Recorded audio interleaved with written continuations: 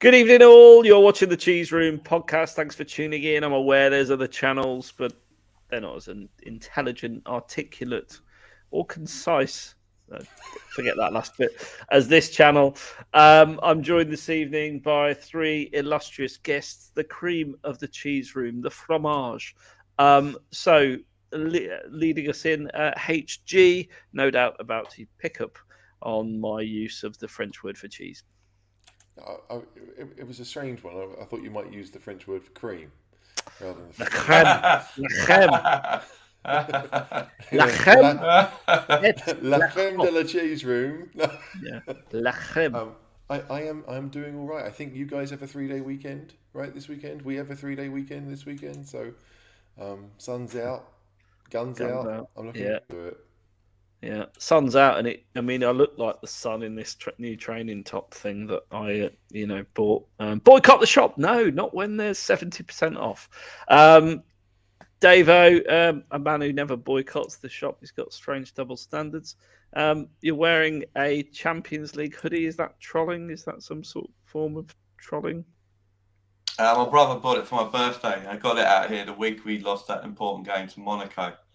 Back in the Sainted Poch era, and we went out the group stages. So, got to wear your colours, got to be loyal, you've got to front up. When times are bad, you've got to front up. We're Tottenham, that's what we do. And good evening. Exactly. So, rep the badge, wear the merch.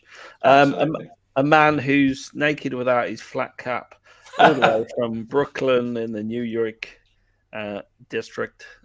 Jack, how are you? That's a terrible American accent. That's one of my worst American accents ever. You all right? I can barely speak without this flat cap. I can barely walk without it. I'm surprised I made it here. I'm doing all right. Rumor has it you don't function unless you are wearing a flat cap. I think I can, I leave the house without the flat cap because my identity has to be concealed in some regard. But I think everyday functions within the house, must be done with flat cap on. When you went to the Spurs game, when you were over, did you wear your flat cap for that? Yeah, definitely. Did anyone recognise you as flat cap Jack? I had people come up to me, but I think I was also surrounded by other people as well. I had certain Alex Davies. I had the other Dave Harris, of course, and, other people surrounding me. So it was a bit of a posse. There you go. You're being humble there. You're being humble. You're recognised in your own right. Maybe some people misrecognise you for Paul Collingwood, the England coach and Test player, which will mean nothing to you in Brooklyn, Jack. I did, though. I did probably maybe because it was, post Forest, I believe, and I was. It was the only win I was able to witness. But I did walk right past Becky, but she was able to flag me down, so that was good. Yeah. Okay. There we go. You can't say who's put that up. You, HG, is that you? No, I did. I just put in that. You did. You can't say stop turn us down because we're a manager's grave. And also say earlier in your podcast he wanted to join but refused to pay the compensation fee.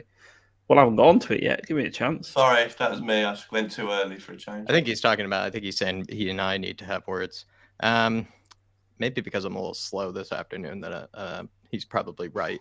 I'm trying to find a refute to it. I do feel like we are a manager's graveyard at this moment. I think we are becoming the likes of a second choice FC. I don't remember in particular believing that actually Slot was going to take the Feyenoord sort of like contract extension. I was actually under full belief that he was going to come to Spurs. And then all of a sudden he didn't come to Spurs because maybe he was playing us the whole time, or maybe Spurs didn't pay the compensation fee. I'm not so sure. It does seem in some regard that we've become a bit more of a second choice for most managers, or we've become an undesirable choice, and I'll stand by that. Well, let's look at... It's going to be the first topic, because when have we not been second choice? This is the first topic. So let me just prelude it a little bit. So obviously there is a fine collection of mostly bald men. Slot out of the running, declared himself loyal to Feyenoord and signed a new contract. Nagelsmann, although he looks a bit like Jan Vertonghen there, actually. Nagelsmann, he does a little bit.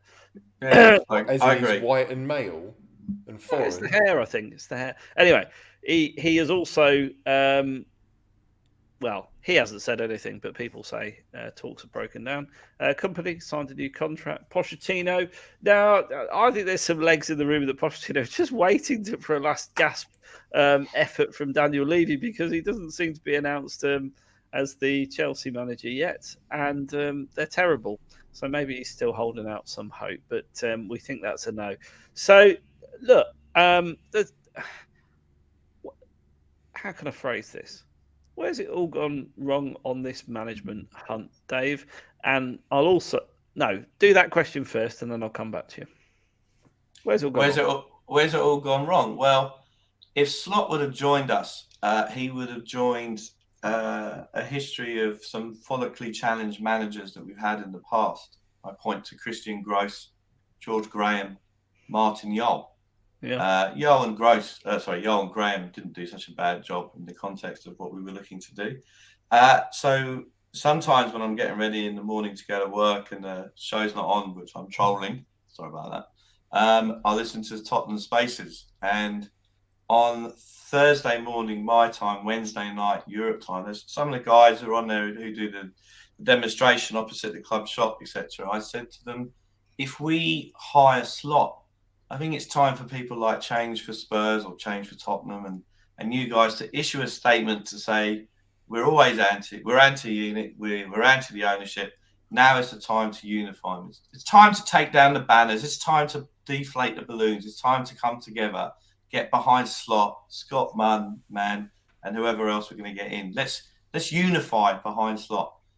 Within 12 hours, I did say that. I said it on Spaces, and then within literally 12 hours, I'm at a bar in the CBD and I start getting the messages.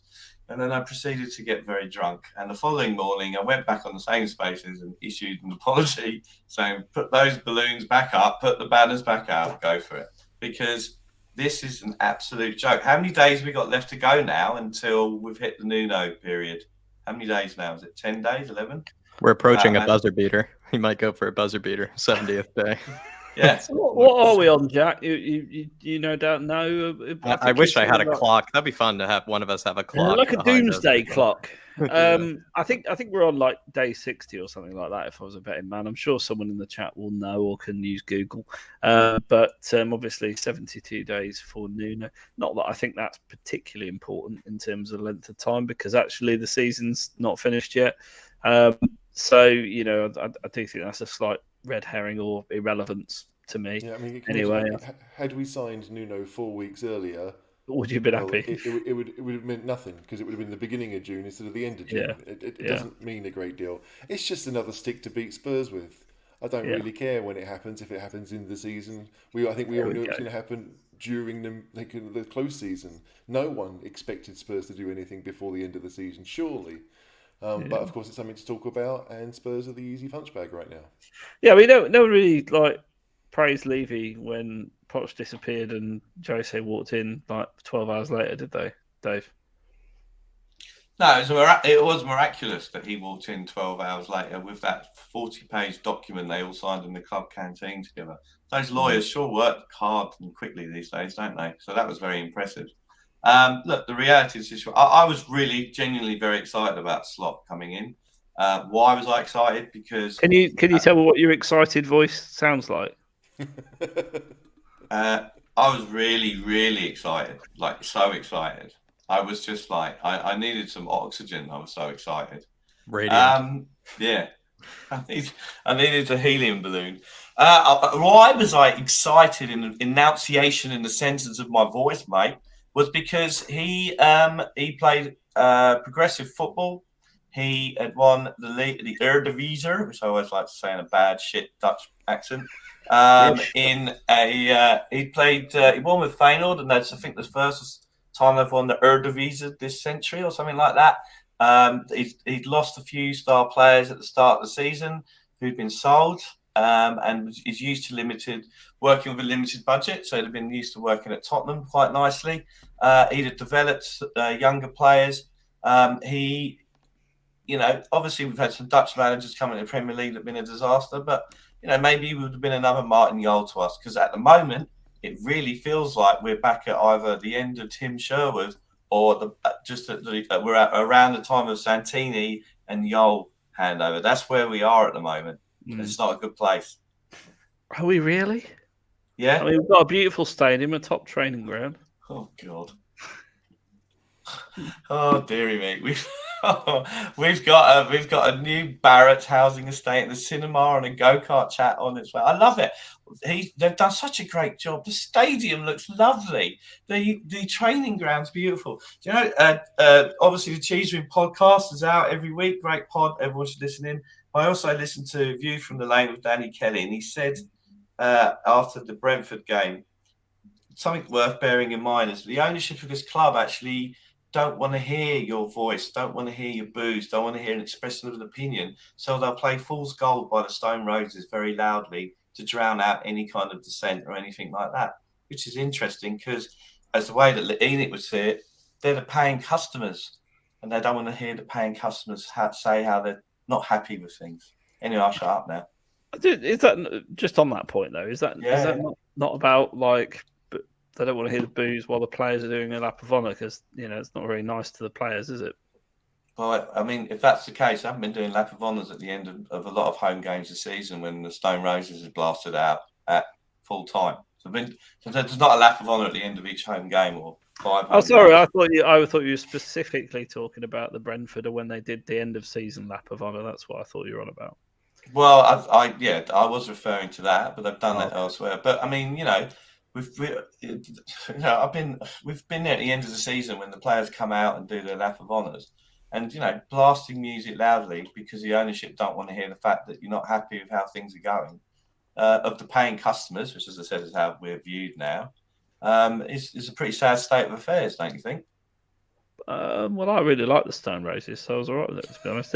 Yeah, so do I. I love the Stone Roses. To be fair, what's your favourite music to be drowned out to?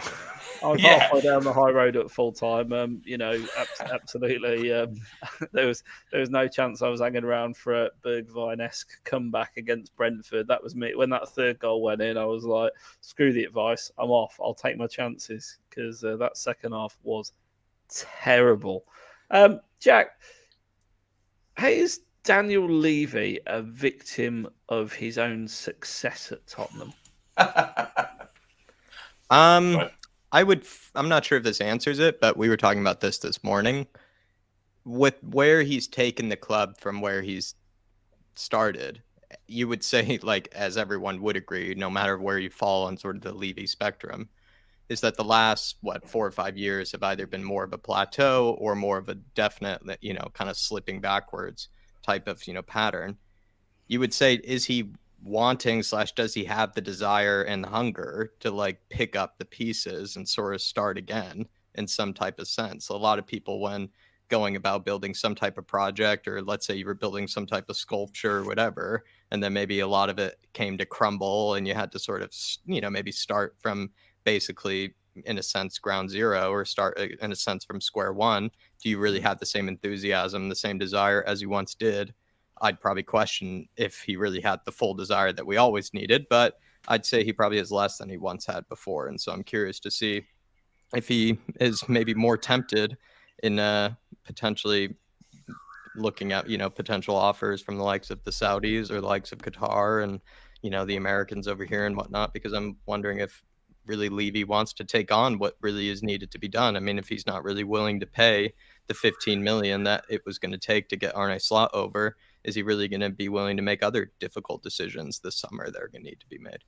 I suppose my question is, Daniel Levy has obviously got a lot of fans wanting, him to leave the club or his head on a pike, depending on how extreme you are on the spectrum. Certainly on the spectrum. But is that because he's overachieved with Tottenham in effect during his tenure?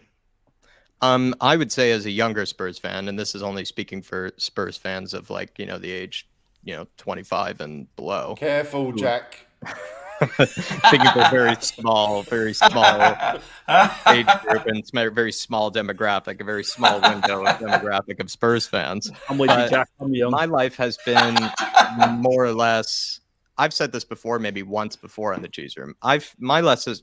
I mean, I started at when Redknapp won the League Cup. That's exactly when I sort of joined, because I sort of had heard of Spurs / was sort of getting into the Premier League at the time. Thought I, in a way, was bandwagoning off of a bad team, basically, which I thought was a fun, sort of scenario.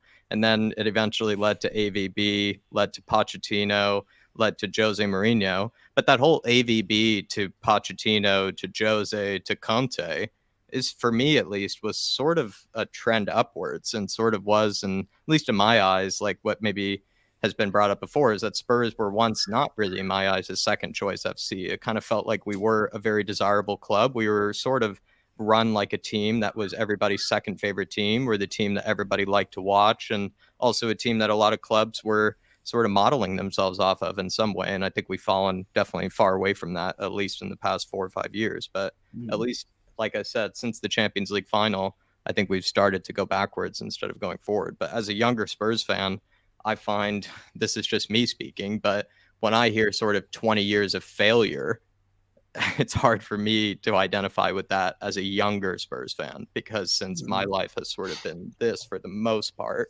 yes, it's gone backwards in the last 4 or 5 years, but my life has been mostly this, I would say. I'm 41 years old. I know you won't believe that, but it's true. But most of my life, Spurs have been a failure, with a couple of little tin cups thrown in.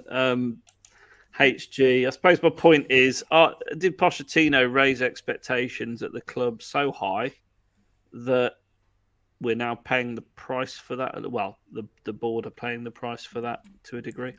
I think the thing with, you talked about Levy earlier, right? Like 10 years ago, Levy had been in charge for 12 years, and people were making the 12 years comparison.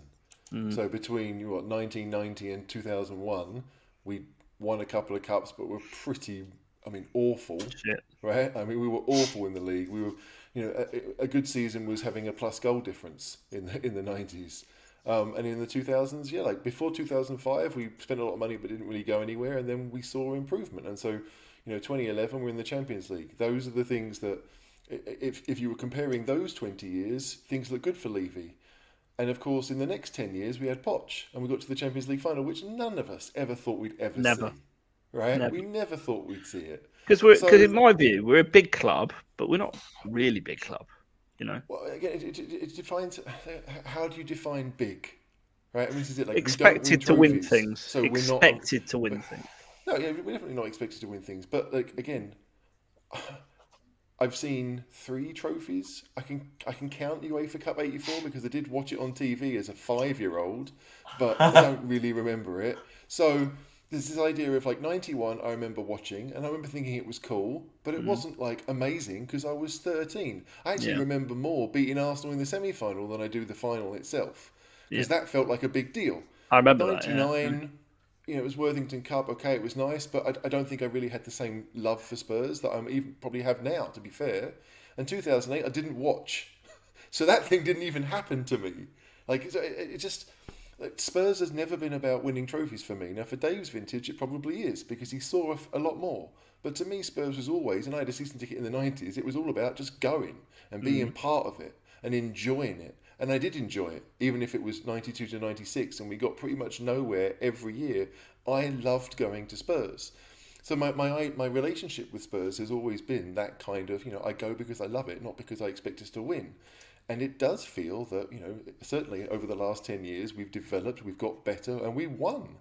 And we won regularly. And we were winning 4-0 every week at the end of 2017 season. So it's weird. Like, is Daniel Levy a victim of his own success? No, because there hasn't been any. Right? That's the simple fact of that part. He hasn't been a victim of his own success. Agreed.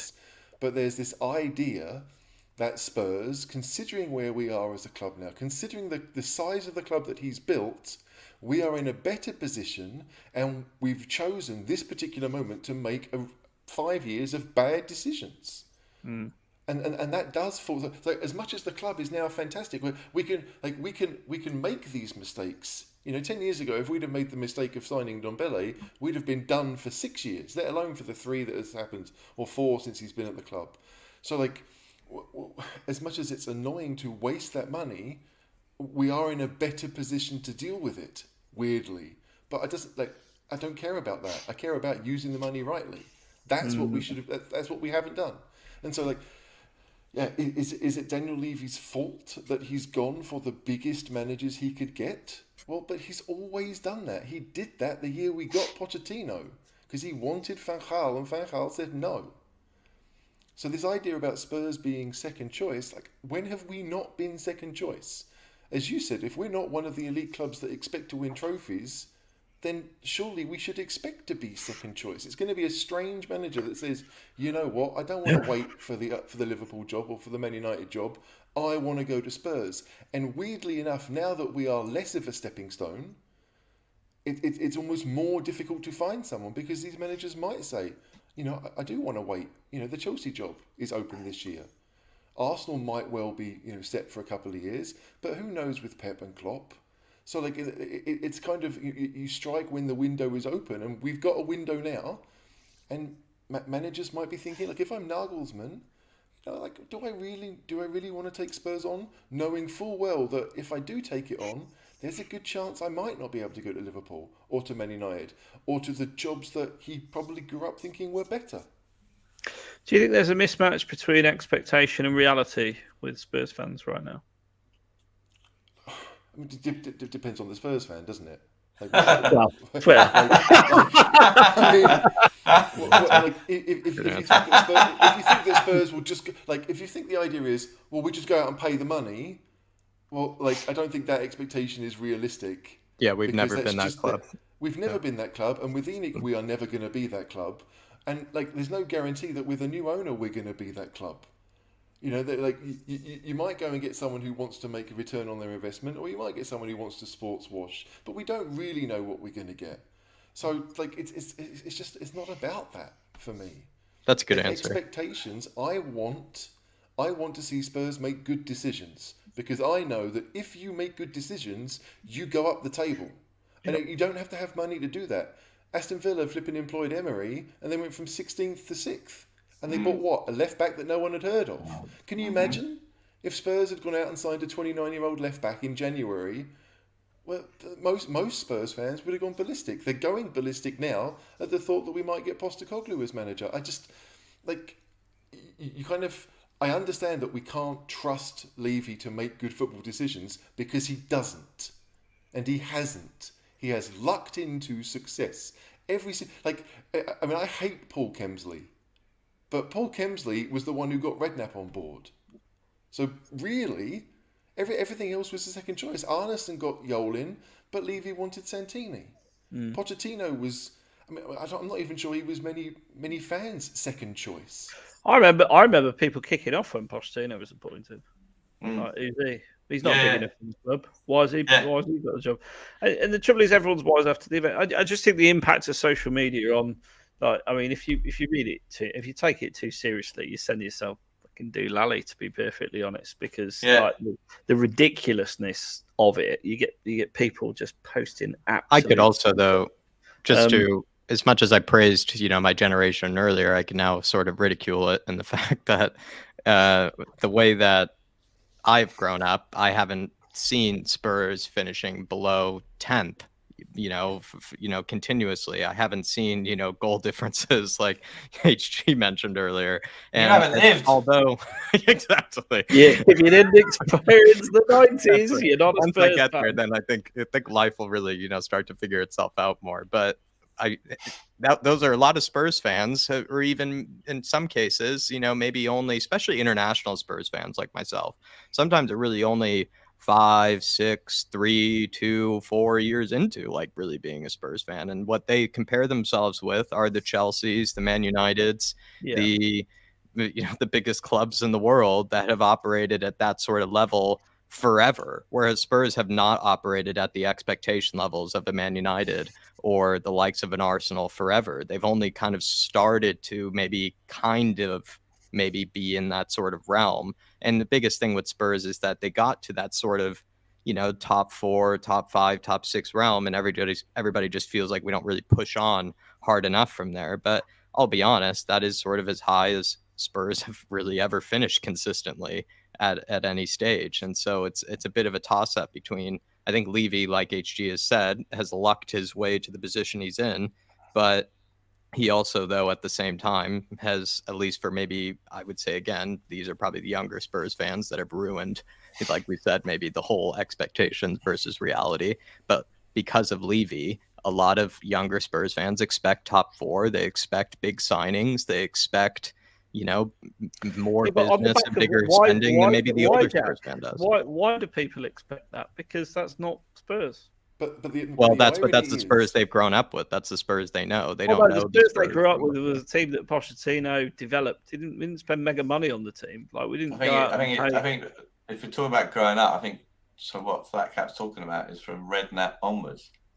That's what you're saying, I think, in the generation. Yeah, but I think at the same time, though, like once we went from Pochettino to Jose Mourinho, I absolutely thought that Spurs were much more of a serious club than I even originally thought we were getting into.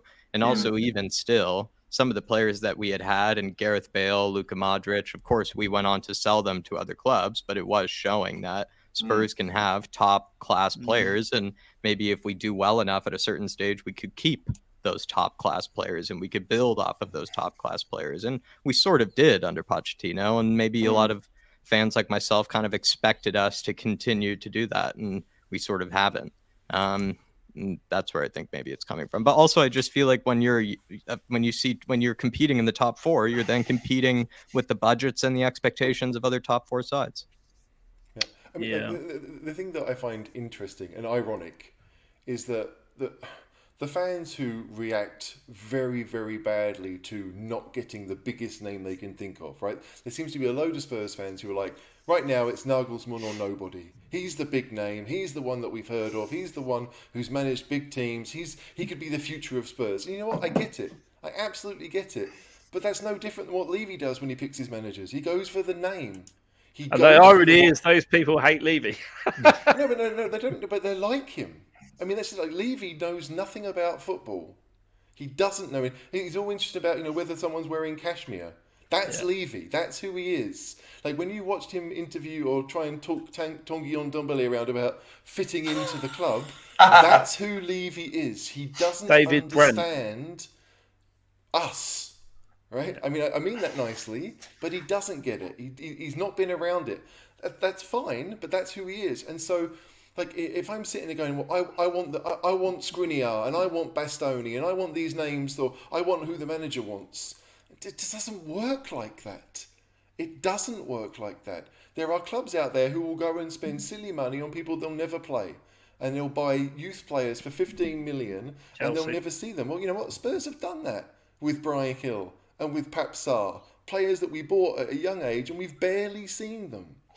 So it's like we are acting like the worst big money clubs. Yeah, that's a great way to put it. When big money clubs don't work, that's who Spurs are.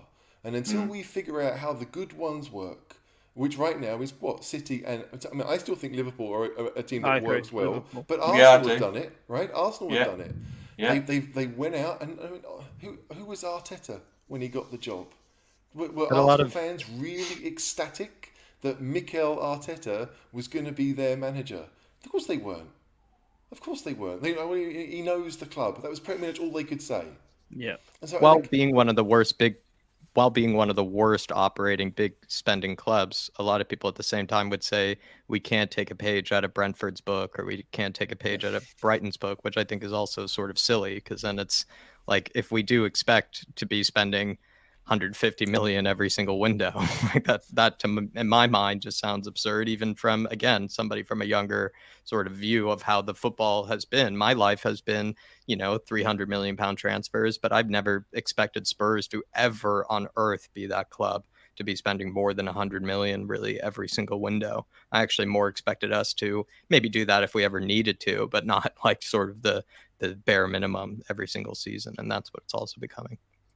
I mean, if you look at Enic, and a lot, as part of this conversation that we're having tonight, a lot of people compare it to the 90s. Look at the state it's in when they took over. But, to suit my narrative, why don't we just go back 23 years before 2000? So let's go from 77 to 2000. So if we're going to compare their ownership now, which at the moment stands at 23 years, let's go to 23 years before they took over. It shouldn't be that though, Dave, Well, should it? It should be, really are we making better any than we sense, were but- last year? That's how people judge themselves. If I want to be better next year, I have to compare myself to now. I don't compare myself to what I did 4 years ago. I don't sit here and say, oh, when I was skinny and good looking and I had hair, I was quite the catch. It's pointless. It's pointless. I know, but I think it's pointless. People keep going on about sugar, the 90s and sugar and this, that, and the other, right? Exactly.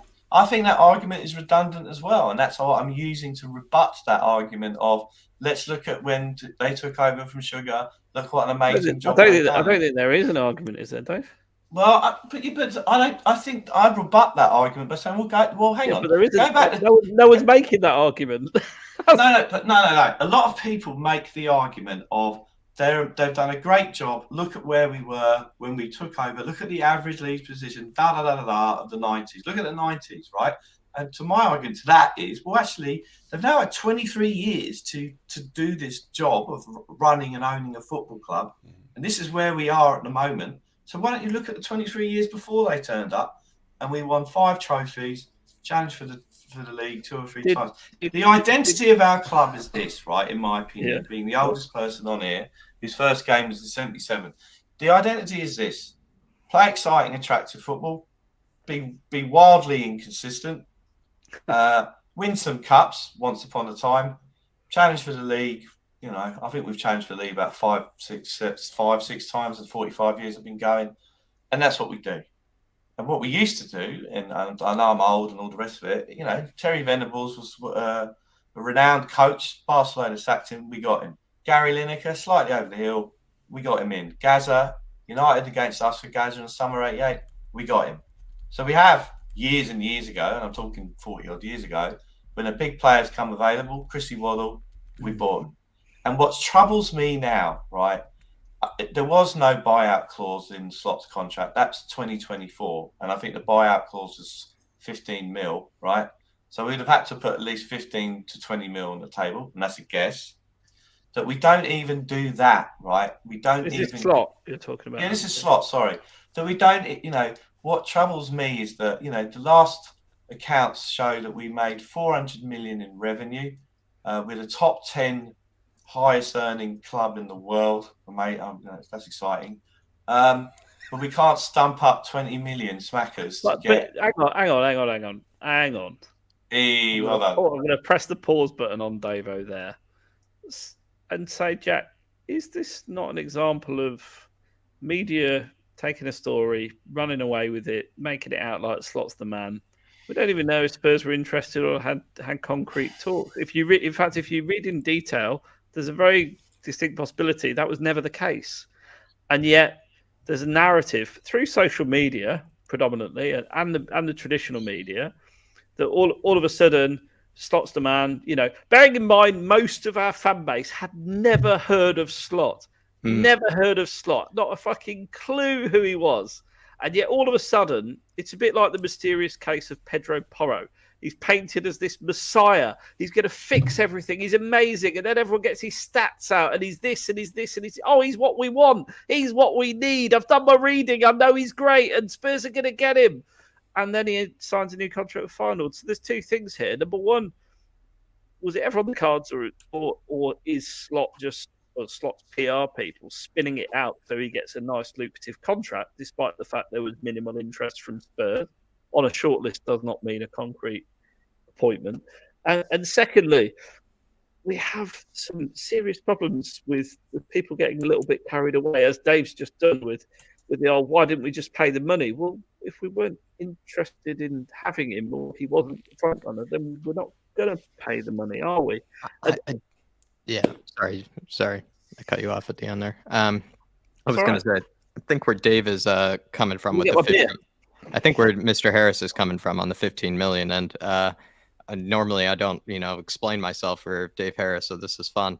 I think what you meant to say, or not what you meant to say, or at least maybe to add on to what you were saying, is that if they know that this summer is a huge summer where a lot of decisions need to be made quickly, because you only have so much time to fix the mess and you only have so much time before the start of next season.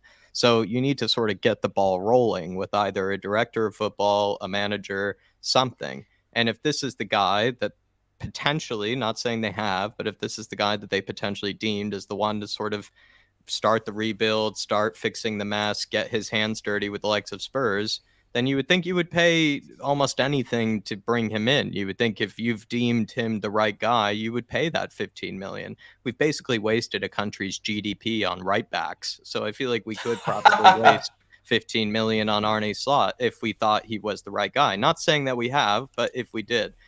On the whole, like whether Arne Slot actually was a candidate to begin with, coming from somebody who's regurgitated 1,000 headlines and then just given my nonsense opinion about those regurgitated headlines, I believe that Spurs contacted him. I believe that Spurs had conversations with Arne Slot. I believe, and this is not what actually happened probably, but I believe that Arne Slot probably in some way indicated that he would be all right with coming to the likes of Spurs. But he has come out and said, since Monday, after being contacted, he said by 2 clubs, and he was contacted, he said quite seriously, by 2 different clubs. He basically, since Monday, had his heart set on a Feyenoord extension, and the whole build up between Monday and Wednesday, which I was guilty of, and I think plenty of other people were guilty of kind of saying, oh, Slot looks like he's close, Slot wants Spurs. Apparently, according to Arne Slot, the period between Monday and Wednesday was just him actually building up for that meeting about a contract extension. But to say before Monday that he wasn't contacted at all by Spurs, I think is kind of crazy. I think you probably... No, I think he's been contacted by Spurs, but I think a lot of people have probably been contacted by Spurs. And I think it's very easy for a manager who's quite happy where he is to get a nice little pay bump out of it and a nice contract extension. Can I just say, like, as someone who speaks Dutch and reads Dutch media and listens to Dutch football shows, like, I have no doubt that Arne Slot wanted the job. Yeah. Right? I have no doubt that Spurs were interested to find out how much money it would cost to get him. I don't think he was Spurs' first choice, because you know what Levy's like. I suspect it will be a kind of, I collect all the information and then I make a decision. Yeah. I don't think he would have figured out, because we don't have a director of football. There's no one out there making like a football-based decision. So Levy is going to look at it like a spreadsheet, and he's going to look at the options, and he's going to have talked to Nagelsmann, because he can do that, and he'll talk to the agent of Arne Slot, and he'll find out what it will cost Feyenoord, and he's talked to a whole bunch of people. I have no doubt about that, but I don't believe that he was ever our first choice. I think we liked the idea of it. I think he liked the idea of us. It didn't work out, and I think probably that Slot is... Like, Slot would have got a contract extension from Feyenoord anyway. Right? The idea that Spurs are the reason he's got a better deal is nonsense. Feyenoord wanted to tie him down. Of course they did. They just won the league. And so they're going to go into the Champions League, and they get a whole bunch of money that they're not used to having. Sure, you'll give some to your manager. They've got rid of the £5 million release clause, whatever it was before, and I'm sure like he's got. I think he's got another 3-year deal there now, and I suspect that next year it'll have something similar. And they'll go through the same idea, because Slot is not going to stay at Feyenoord long term. But again, I just feel as if we weren't willing to pay the money, that's okay. That's the decision that Levy has made. Whether you agree with it or not is irrelevant.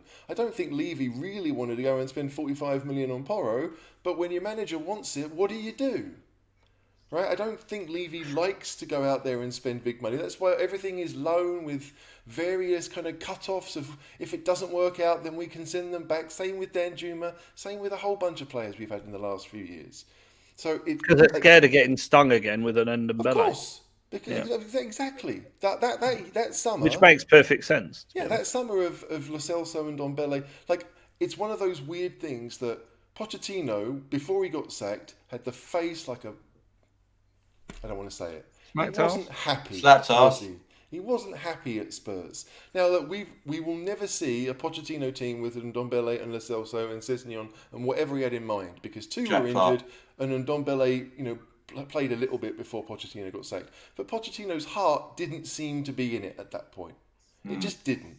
No. So you've got this weird idea that summer was terrible. But do any of us look at those 3 signings and think, you know what? Had Pochettino been on it, they'd have been great for Spurs. Do you know what I mean? Like, Sessegnon has been awful for Spurs. Lo Celso has done all right for Argentina, but not really done anything for Spurs. And everyone hates Ndombele. I mean, I don't, but it feels like a lot of people do. It doesn't matter who his manager's going to be. He was going to fail at Spurs because his attitude, what seems to be, I've got paid now, so I can just kind of coast. Everything that could have gone wrong for Spurs has done. When we got Conte on an 18-month contract, do we think it was Conte that asked for the 18 months, or do we think it was Spurs? Because to me, it was always Spurs that were like, hang on a second, you want all this money, we want to hedge our bets a little bit here. We want to see how it works out, because we can't afford to pay another manager a load of money if it doesn't work out. I think they also had post-traumatic Jose, disorder, where they were also maybe thinking that they didn't want to go into some 3 or 4 year contract with Jose, and get into maybe a negative manager or so-called, negative football. So yeah, I just question: is Luke Taylor on some kind of time machine? Because if he's on delay, he's just agreed with HD's comment that he's posted in real time now. That's some magical science fiction stuff going on there. Maybe he's in Australia as well. But look, Porro is another. I'm glad you mentioned Porro, because he's another one that, like, the fan base who never really heard of him, and he had a good game against us when he played for Sporting, and all of a sudden he was the target identified by the media. Okay, and lots of people backing the manager, wasn't it, Caller? I mean, exactly. No, exactly. Yeah.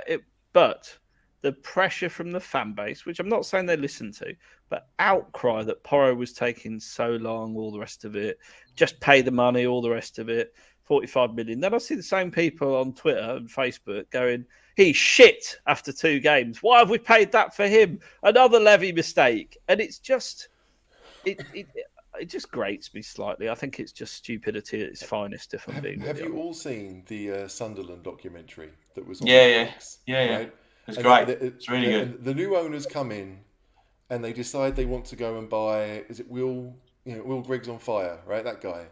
Yeah. They want to put money in, and Wigan, I think, was selling him, and it started off at 1 million and they ended up paying like 3 million because they had no idea what they were doing. It was like, we need a striker, this is what we want, and Wigan just played them, right?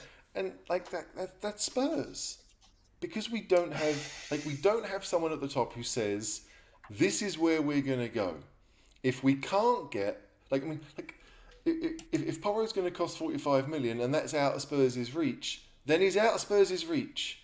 The idea of loaning and then 9 million a year and all the rest of it, if you don't want to spend 45 million, does it really matter how many years you're paying it on? Or if you do, if you're okay with doing it over 5 years, then you're right, do it on January the 1st. Don't wait until the end of the month. I think part of being a good director of football, though, or being a good, sporting. I mean, I don't want to. That's not on Levy, is it? Because that's on Paratici. Surely, he is the director of football. And I love to blame Steve Hitchen. He's my favorite. But here we go. I would just say part of being a sporting director, though, is part of that talent identification and doing that due diligence stage, like you were saying, HG. But then the other side of it is also negotiating it down to at least a fee that would also be reasonable for whoever chairman, who actually is paying the fees, because everybody can say, I found Mbappe. But of course, he's going to be an expensive player. And it's the same thing, I think, in my belief, what happened with Hitchen was everybody said, oh, he brought this player to the table. He brought this player to the table. In my belief, even if he didn't bring them over to the price that Levy had originally wanted. He was saying, I identified Skriniar, but he cost 90 million. And he was like, well, I said, you have 60 million to work with. Why are you coming back with a 90 million player? And I think that's another element. Well, the crazy thing is, you can't control what the other team wants. True. Right, Sporting Lisbon in January, they're only going to sell for the highest fee they can get. Yeah. And again, we had to pay with the release clause. There was no negotiation. As far as Sporting were concerned, this is the fee. If you want him, you pay it. If you don't, you have to wait till the summer. And Spurs had a decision to make. So, do I think we could have found a better right back than whoever we had to play right wing back? And was it Doherty at that point, and Spence and all those players that were still at the club in January, right? They hadn't gone on loan, they hadn't left the club, But we decided, no, we would rather loan Spence out, get rid of Doherty, and pay money for Porro. Now, that doesn't make sense to me. It didn't make sense then, but again, you want it to work. You want to back the manager, because clearly the manager didn't want Spence and wasn't playing Doherty, even though a lot of us at that time said he's better at attacking than Emerson Royal is. And it's still true. So, like, the inflexibility of our managers compared to the actual flexibility of the people who are spending the money, who have found a way to do that, it's an interesting thing for me. Like, conversely, is another one. You know, Spence was a club signing by Conte, but if you remember, the Spurs fan base were going mad, like, just sign Spence, just pay the money, blah, blah, blah, blah. And they didn't play. And then it's like, oh, why is Levy signing this player for? And it's just, I mean, it's laughable. But comedy sketch out of yeah. But you look at the Porro deal. Let's look at this. So Paratici, in one of his 5 public proclamations over 2 years, said in the penultimate one, not when he's in his hotel room, wherever he's doing there, the one before, he said that we wanted to get Porro in the summer. He was on our list. He was the target, and we got him, right? And so that's what Paratici said. So Paratici said he wanted him. Presumably that meant Conte wanted him. And so the trouble I have with the Porro deal is not about the player. It's the fact that if Conte was jumping up and down, I want him, and everyone knew he was off, he wasn't signing the contract, then why did we buy him? Because we wanted to convince Conte to stay around, which at that point looked a pretty good thing to do, because we were, 4th or 5th in the league. Yeah, but I think the fact that he hadn't signed a new contract after the end of the World Cup, and then we get to January, kind of tells you all you need to know, that he wasn't going to stick around. And his demeanour was, and all the rest of it. And that's the thing, it's like the Spence transfer. Okay, so we just qualified for the Champions League. We've got some momentum behind us. We needed a good to go right wing back, because that's the system that we're playing. He had Emerson and he had Doherty. He wanted a right wing back who was an upgrade on that. So we spent 18 million quid and negotiated for 6 weeks to get him in. Conte didn't want him, the win now manager. And this is a perfect example. And actually, he's saying the same thing, I think, which is the lack of joined up thinking. And then when you have an owner or a 30% owner who runs the club, who's in the day-to-day, who doesn't know anything about football and he thinks he does, which is the dangerous thing, and surrounds himself with people who don't challenge his thinking, and anyone who ever did doesn't last very long. That's how you get into the situation. It's like a very badly run business, but certain people are awarding themselves big salaries in running that business. But this business plays very loud music so that you can't voice here. Yeah, but it's the Stone Roses, so that's all right then. I like the Stone Roses. I love the Stone Roses. It's weird though, because like if we can sit here and say that Jed Spence was a Daniel Levy signing, right, where the chairman of the club said, you know what, I've seen him play on TV a couple of times in the FA Cup. I think he's a good player. He counts as being homegrown. He wants to come to Spurs. He's not that expensive and going to do it. Then that's weird. It's absolute bollocks, is what it is. It's absolute bollocks. But is it though? Because why would you do it? Like I don't think Paratici was desperate for him. And again, who's making the decisions? Because Conte clearly didn't want to play him from the first interview. He was like, "It's a club signing." So who, like, if Levy is like kind of saying, you know what, manager, football expert, this is like, tell me who you want and I will do my best, then fine. Like, I don't necessarily agree with that either, but that would make some sense, bearing in mind that Levy has genuinely tried to do the best he could for the, like, I do believe that. I don't believe he knows what he's doing, but I do think he wants to do the best that he can. It's just that, like, if you're willing to spend money on players that the manager doesn't want and would have told you that he didn't want it, and then turn around and you push the boat out to sign a player when the manager isn't committed, I mean, that's just nonsense on every single level. Yeah, but that's the misrunning of this football club. For it's the story of Daniel Levy. He's misrun the club for years, hasn't he? You either listen to the football man or you don't. And I think Levy has been kind of half and half. I think he wants to listen to He's always paid for a director of football. He's always said, I want to have someone who runs that side of things. So, because I can't. Maybe he knows he can't. But well, he's going to have two people running it shortly, isn't he? Yeah, I mean, the whole Scott Munn thing is a different thing. I hate that idea too. But the point is, he had Arneson. In 2004, when he decided, 2004, when he decided, I want to have a director of football, he picked Arneson, right? Who was a pretty good choice at the time. No one expected him to bugger off to Chelsea like he did, but he was a pretty good appointment. And Arneson said, hey, if you want to rebuild stuff, buy a load of young players, which we did, and I'll have this guy who you've never heard of, who's managed only in Holland for like Waalwijk. I mean, I can't tell you how small that place is. And you want him to be the manager of Spurs? And Levy was like, well, but we're Spurs. I mean, we're a big name. We can get better.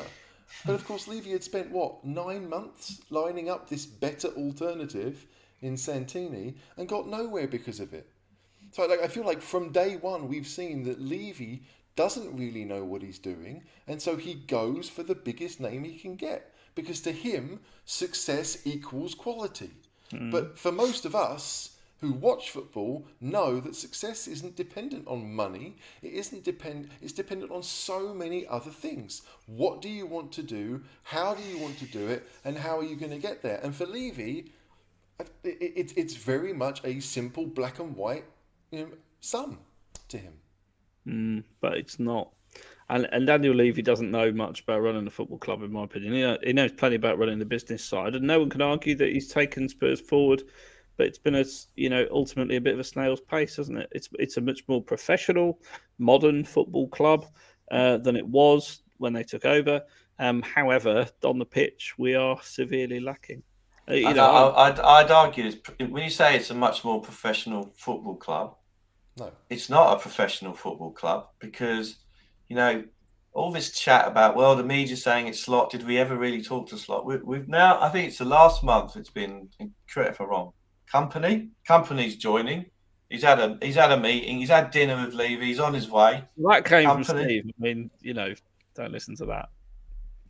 Company, the press and Steve said Company. Next up was Nagelsmann, German AVB. Sorry, I had to get that in. But no, I don't think anyone knows. After Nagelsmann, hang on, but the narrative, either spun by me or anyone, the news focus is, let me get this right, yeah? Company, Nagelsmann, Enrique, and then Slot, or have we gone to Slot?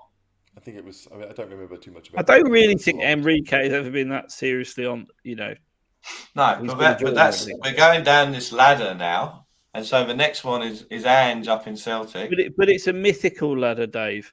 So, the fans are... Jacob's ladder. The fans, including me, we're desperate for success. Spurs fans, the reason there is so much bad behaviour, if you like, amongst the Spurs fans is because they live in complete desire of Spurs being this big club that does really well, wins trophies. Everybody wants that.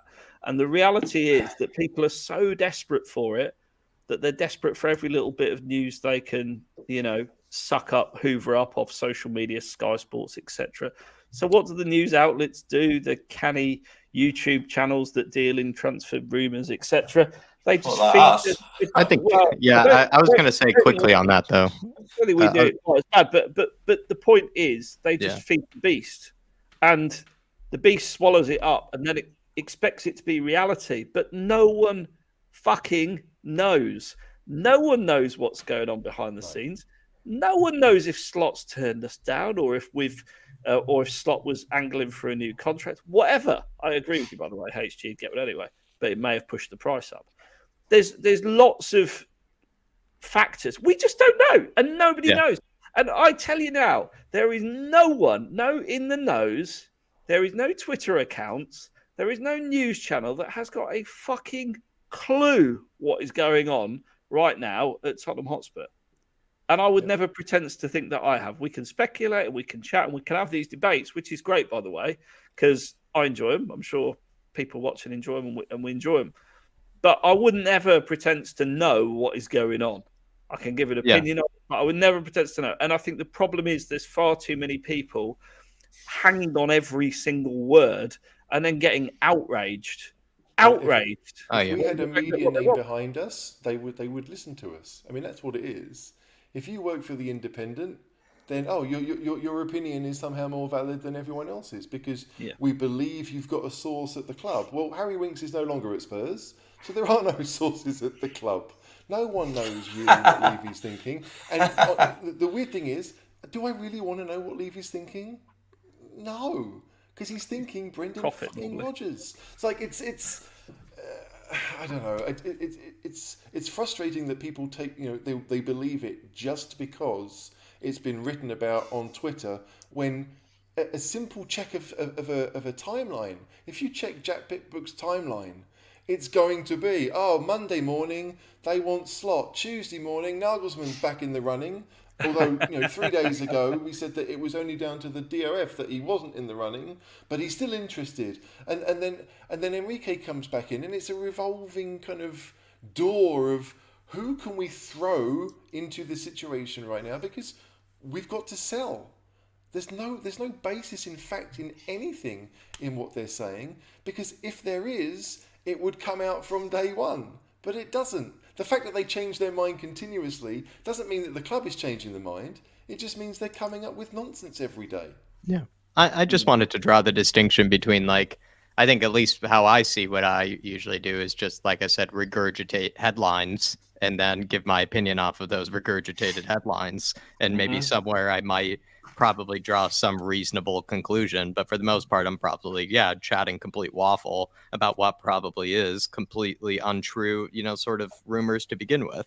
But at the end of the day, I think everybody is going to seek out rumors and everybody is going to seek out like transfer whatever. It's just how it is. If you are a fan, I'm even doing it when it comes to like Talk Sport. I'll happily click on a thumbnail that says Christian Pulisic leaving Chelsea or Jude Bellingham on the way to Real Madrid. There's nothing saying that anything has actually happened to Real Madrid for Jude Bellingham, but I will click on it just to hear whatever rumor there might be and to hear whatever regurgitated headline there may be, and then to hear somebody's opinion on it. I think there is a distinction that needs to be made between like people who claim to have inside information and are claiming to be accurate about something versus like just commenting on what is at the end of the day headlines. It's gossip. It's gossip. But you're allowed to comment on gossip. You're allowed, I think, to but you shouldn't believe it. And that's sure. I see what. Yeah, I see that. No, I believe it when it suits my narrative, and I use it as my source reference. That's called having a law degree. Thank you. Same here. Crocodile says, I know we say there is a fancy list of managers that the media spin, but I have to believe it's real. Otherwise, I have to assume that Nuno was a top candidate in 2021. Who wants that one? HG? Well, I mean, Nuno wasn't a top candidate in 2021, but that doesn't mean that Gattuso was. We still don't know. We know that Nuno got the job. So at some point, people thought it was a good idea. Weirdly enough, if Nuno had stayed with his 3-5-2, it might have been a good idea. But going to a 4-3-3 never played just wasn't ever going to work, and it didn't work. And the fans, again, played a large part in the fact that they just didn't want him. The football was drab. They didn't want him from day one, and so you've got to do something to win them over, and he didn't. Like, I don't trust Daniel Levy's opinion on football. I don't know him, but from what I've seen, the few bits you see of him, he just doesn't strike me as someone who understands football. That doesn't mean I do, but I can look at people and then figure out, are they, like, it's like when you look at a pundit, some pundits are just regurgitating stuff. They don't really think for themselves. And others you think, okay, that's a pretty good point. You can see where they've come to it. So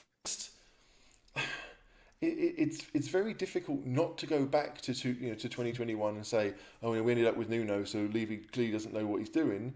But you can go back to any point. Like, he gave Sherwood an 18-month contract. He sacked AVB with no plan B. Right? He sacked Martin Jol because he had Ramos ready to go. That was smart. He sacked Ramos because he had Redknapp ready to go. That was smart. Sacking Conte when you didn't have a plan B wasn't smart. it may have made sense. I think the problem with Conte is he sacked himself, didn't he? Well, he did, but again, like, you've still got to have some idea of what you want to do. Like, if you're looking at all the old Spurs people, anyone who's been connected with Spurs, is Christian Stellini and Ryan Mason the two? I'd have brought Redknapp back. Redknapp was gagging for it, and you could do a lot worse. It'd motivate them. And I don't like Redknapp, but I believe that he would have been able to build a better team than what we saw.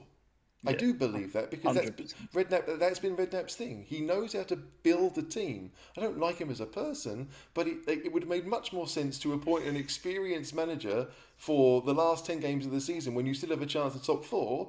I mean, Palace appointed Hodgson. Everyone knows he's not long term, but they knew he knew the club, and look what happened to them.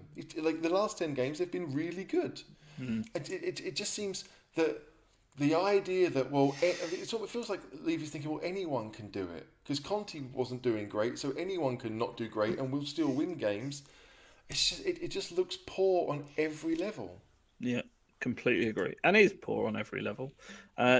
Maybe enough this morning that TalkSport said, and now we wait to see if a Celtic manager rejects Spurs. And this is the thing, media narrative, and then people just take that and run with that and go, oh, you know, all these people rejecting Spurs. You don't know. Postecoglou was first on the list when Conte got sacked. No. Well, he was on. Let's be fair. He was on JP's list.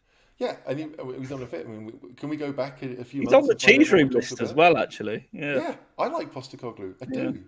I didn't really want to say it because I knew it would get pelters, but from where Spurs are, I think it's actually it would be a pretty good appointment if it happens. But the thing is, every single journalist thinks big name first. They do. Like, but it sells papers. It sells papers. It sells clicks. Exactly.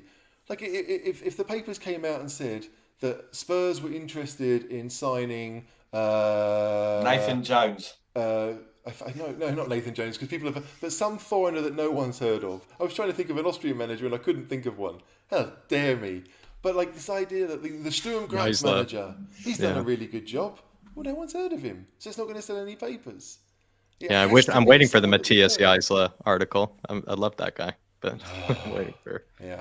I said on Twitter earlier, De Zerbi obviously looks like the ideal candidate, but we really need to find who the next De Zerbi is rather than go after De Zerbi, if that makes sense, because if we'd gone out and got De Zerbi from Sassuolo, everyone would have been up in arms. Oh, it'd be meltdown. Who's this foreigner? But that's my point, HG, going back to earlier about fan expectation not being aligned with reality, because actually, when we got Poch, classic example, like people up in arms, and then he's the best manager we've had probably since Bill Nick, right? Actually, that's not true. Birkinshaw? Yeah, Birkinshaw. But all right, Birkinshaw, Bill Nick, Poch, would you say? Maybe Venables in there. But he's up there, right? Yeah. And and if you look at anyone's Twitter feed, he's like everyone's favourite Spurs manager currently. I think it would have been universally popular. Not with me, but with a lot of people. If we'd have gone back and got Poch, there would be a lot of people happy. But my point is, at the time, it wasn't a popular move. So we need to be. It won't be popular. What they do won't be popular, and it will cause more ructions and more people being upset and all the rest of it. Like Slot should have been, to be perfectly honest, because no one knew who the fuck he was a few weeks ago. Let's be really honest. They've got to find the next De Zerbi before he's De Zerbi. I'm cool now with a lesser-known name. I'm not going to have a meltdown. I'm just going to see how it goes. This is why I was cool with Slot. He was a lesser-known name. He'd done. Yeah, but are you melting down about us not getting Slot, Dave? I'm not happy about it. I mean, I woke up yesterday morning with a raging hangover and we hadn't got him, and I was upset about it. Yes, I was upset and annoyed, because if you can't bloody prize a manager out of final, for God's sakes, seriously, that's well, you can say that about Brighton, though, Dave, couldn't you? You can say that about Brighton. Why don't we just go get De Zerbi? Name his price. But fundamentally, if De Zerbi's happy at Brighton, he's just got him into the Europa League. Spurs won't be competing in as high a competition as that, and he's building something. You can't necessarily get him out there because we're a big club, which, by the way, I do have a slight objection with, because we're not in the top. We're not at the top table. We never have been at the top table in my lifetime. Maybe yours, but not mine. So it's not that simple, is it? It's not. It's oversimplified by people. In German, they have this phrase "sub-top," right? For a team that is not the top ones, but they are sub-top. They're always there, like the Leverkusens. They might get Champions League football, they might get Europa League football, they might not get any European football, but they are always top 8, top 7, right? That's the sub-top. Spurs are just a very, very rich sub-top team. Right? So Kerry, thank you very much for your comment. Kerry, channel member. Appreciate you being a channel member. Join on our YouTube homepage if you're interested. Would you be happy with Mason then? Absolutely not. No. Kerry, absolutely not. I would be fuming with Mason. Stuart's got a sage point. Some people still back in Levy. I don't know one person who's backing Levy, so maybe I know one person. I know one person who's backing Levy. Oh, sorry, no, I do know one, but that's because he dines with him. It's got more to do with food than football, right? Yeah. Can I go to this since I mean Jack's probably heard of him as well, right? This Gerardo Silvana, I don't know how to say his name. Right? You go for while I grab a beer. Yeah, I don't know what point you're going to make, HG, but I do have a good point about this guy that I think is interesting. You go first. Well, everybody was very upset about us not getting Xabi Alonso as an example of a manager, right? We didn't get through the door. I sort of thought, like, I barely even know how to still pronounce Gerardo Sione's name.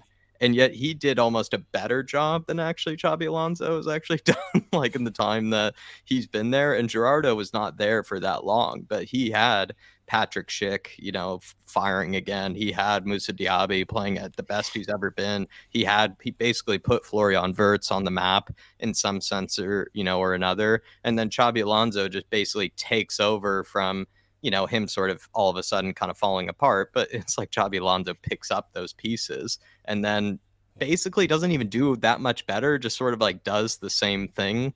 And everybody's like, oh, Xabi Alonso, great manager. How can Spurs, fumble that one? And I sort of thought, well, just because his name is Xabi Alonso, that's the reason we're connected with him. And that's the reason everybody's so upset. Whereas the previous manager, Gerardo, there, I actually thought had done an even better job than even Xabi Alonso was doing. And even he eventually failed. And now no one knows who this guy is or where he even comes from or, what he's ever even done or who he's ever managed for. And yet, like I said, he's an example of he would be a De Zerbi, right? A Gerardo Sione, a guy that has no big name, no big reputation, but is actually not that much, it's a pretty decent manager at the end of the day. Yeah, it's like to me, bearing in mind I do know where he's managed, right? He's managed in the Swiss League and he's managed at Leverkusen. Yeah, he's right? And the Leverkusen season last year, they got to the Europa League, which is pretty good for them. I mean, it might be standard. It's not Champions League, which they've done before, but for a first season, it's pretty good. And you're right. Leverkusen have some very, very, very good players. Regardless of who their manager is, they've got players that will move to big clubs, whether it's Tapsoba, whether it's Schick, whether it's, as you said, Wirtz, Diaby. Some of their players are going to get sold on for serious money, but he got sacked because the start of the season was bad. And then they went for Alonso, who has done okay. Like, stats to me don't mean much. They don't. Like, there's got to be context to it. If you've won 133 games out of 222, but most of them were at one of the big teams in Switzerland, it's got to be more than that. How has he got his teams playing? Why did he fail at Leverkusen? Why did it go wrong at Leverkusen? Was it because Wirtz was injured? Like, there were all these different things that were in play. It can't just be numbers. And so, like, if you're looking at managers, to me, let's say you come in and you replace Pep at Man City and you win the league. Well, is that you? Is that Pep? Is that City just being City? Like, you have to try and figure out what it is that has made them win that league. Like, Arne Slot had took Feyenoord to the Eredivisie title. Brilliant. Second of the century. But PSV had Van Nistelrooy in charge, who'd never been a manager before and has since been sacked. We walked away. And Ajax, well, they lost Ten Hag and they haven't been able to fill the gap. So Ajax have been rubbish, PSV have been okay but not great, and Arne Slot, weirdly, having been there one season at Feyenoord, was the stability choice. it's probably not a surprise that he went and won the Eredivisie. The thing that makes it, for me, a pretty good thing that he did is that most of the team changed. So even though it was new with PSV and it was new with Ajax, it was a pretty new side for Feyenoord too. But you can look at it in so many different ways to decide whether a manager is good. Is Poch good because of what he did at Spurs? Or is it, what made him fail? Was it that most of those players that we were really good with under Poch were at the club before Poch? Like, was it really the fact that we signed Alderweireld, or was it the fact that Alderweireld and Vertonghen had played with each other most of their careers? There are so many things that have to kind of connect. If you don't have the money that the bigger teams have to go out and buy whoever they want and blow them out of the water, then you have to figure out the smaller things that connect. And Spurs, for a while, bought well and had a manager that figured out a system that worked for them all. But after that, we haven't bought well, and the managers haven't tried to figure out something that worked. It's been, this is what I want to do, we're going to do it regardless of whether it fails or works. And that, to me, again, there's no logic to any of it. I would rather see a manager try and fail than just fail without trying something different. And that's what we saw. Despite the fact that we were winning games and up in the top 4 this season, we were not playing well. There's a very, we might finish 8th or 9th this season, but without Kane, we would be where Chelsea are. Or worse. Or worse. So there are serious issues that keeping Conte, we're going to pay Pope. There's no guarantee they were going to change. If we'd gone out and bought better players for Conte, does it mean that we would go out and win every game? No. It doesn't work like that. It just... Spurs, because of where we are, City do well, not because of the money that they have, although it helps. It's because they make good decisions, they have a stable culture, and of course, players want to go there because they win stuff. How often Spurs do they don't buy have a any dud? of those things. How often do they buy a dud? Well, define a dud. I mean, Grealish wasn't great his first season. But he's Lloris. yes. No, but I suppose the point is with Guardiola is that he does develop players, he coaches players, and improves them, doesn't he? Yeah. Yeah. Do I think Jack Grealish is a better player? Well, maybe. I mean, I think he knows the system, but we've seen with Man City this season, it always used to be a 4-3-3 for City, and now it's very much seems to be 3 at the back, and rather than have a fullback go and play winger, they have someone in the back 3 join the central midfield, like Arsenal were doing. They figured out that that's a better use because they can have more attacking players on the pitch. They're not asking a fullback to be an attacker. They're asking a fullback to be a midfielder. Well, that's a much easier switch. So I feel like that they are developing and they are getting better, but Jack Grealish is a completely different player to Raheem Sterling, which is pretty much who we replaced. Yeah. And he wasn't good at far post finishes when everyone else has done all the work. That's what Sterling did. But now they play a different way. It's a much better fit. It's more than just big name, big player, off you go.